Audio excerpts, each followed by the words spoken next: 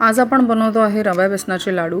तर कढईमध्ये तूप घेतलं, तूप छान तापल्यानंतर त्याच्यात टाकायचा आहे रवा आणि बेसन आपल्या क्वांटिटीच्या हिशोबाने घ्यायचा आहे। आपल्याला किती लाडू हवे त्या हिशोबाने आणि रवा असा छान गोल्डन ब्राउन होईपर्यंत खमंग असा परतवून घ्यायचा आहे।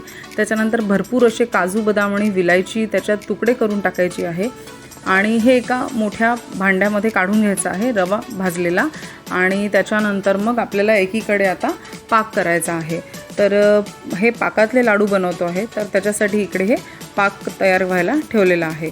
त्यानंतर आपल्याला घ्यायचं आहे परत त्याच कढईमध्ये अजून एकदा तूप आणि त्याच्यात टाकायचं आहे छान असं बेसन।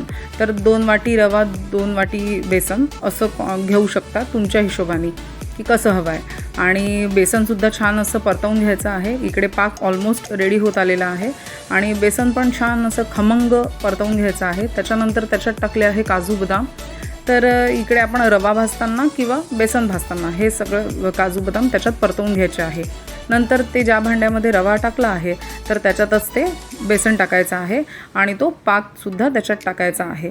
हे आहे माझ्या आईचे बनवलेले लाडू, आईची रेसिपी आहे ही। तर हे इतकं सुंदर लागतात लाडू। तर हे पाक त्याच्यात पूर्ण टाकायचा आहे आणि इथे तुम्ही कन्सिस्टन्सी बघू शकता, भरपूर हे पतलं दिसतं आहे।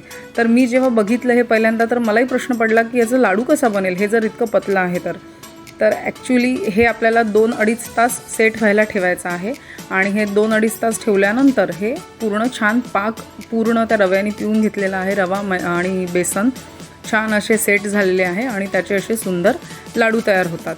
तर हे अतिशय पौष्टिक आणि सुंदर असे लाडू आपल्याला जेव्हा इतर जेवणाव्यतिरिक्त जेव्हा भूक लागते तर पटकन हे तोंडात टाकायला एकदम टेस्टी आणि झटपट होणारे लाडू। तर एकदा नक्की करून बघा आणि ही रेसिपी कशी वाटली हे नक्की सांगा। चॅनलला सबस्क्राईब करा आणि व्हिडिओला लाईक करा। Thank you so much. परत भेटू एका नवीन व्हिडिओसोबत।